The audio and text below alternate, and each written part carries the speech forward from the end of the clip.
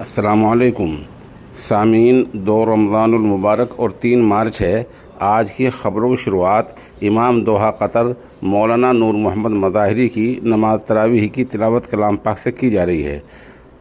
अर्ज़ है कि माह मुबारक में ये फ़ैसला किया गया है कि हर दिन ख़बरों का जो आगाज़ होगा तो वो इंशाअल्लाहुल अज़ीज़ नमाज तरावीह की ही तिलावत कलाम पाक से होगा। अल्हम्दुलिल्लाहि रब्बिल आलमीन अर्रहमानिर रहीम मालिकि यौमिद्दीन इय्याका नअबुदु व इय्याका नस्तईन इहदिनस सिरातल मुस्तक़ीम सिरातल लज़ीना अनअमता अलैहिम गैरिल मग़्दूबि अलैहिम वलद्दाल्लीन।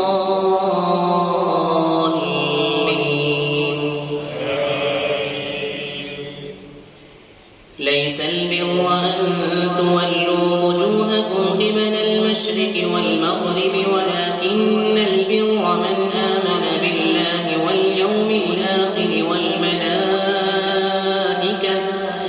मलाइकति वल किताबि वन नबिय्यीन व आतल माल अला हुब्बिहि ज़विल क़ुर्बा वल यतामा वल मसाकीन व इब्नस सबील والسائلين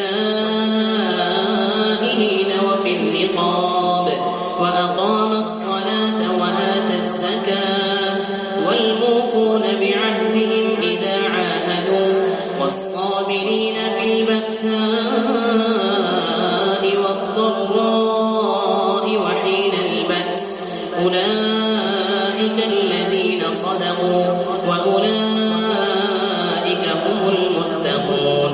يا أيها الذين آمنوا كتب عليكم القصاص في القتلى الحر بالحر والعبد بالعبد والأنثى بالأنثى فمن عفي له من أخيه شيء فاتباع بالمعروف وأداء إليه بإحسان ذلك تخفيف من ربكم ورحمة فمن اعتدى بعد ذلك فله عذاب أليم.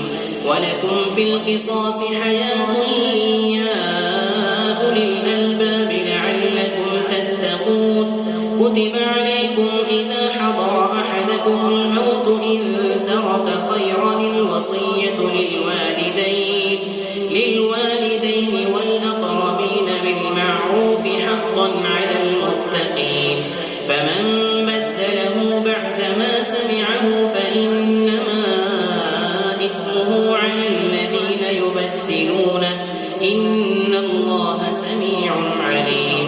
فمن خاف من موص جنفا أو إثما فأصلح بينهم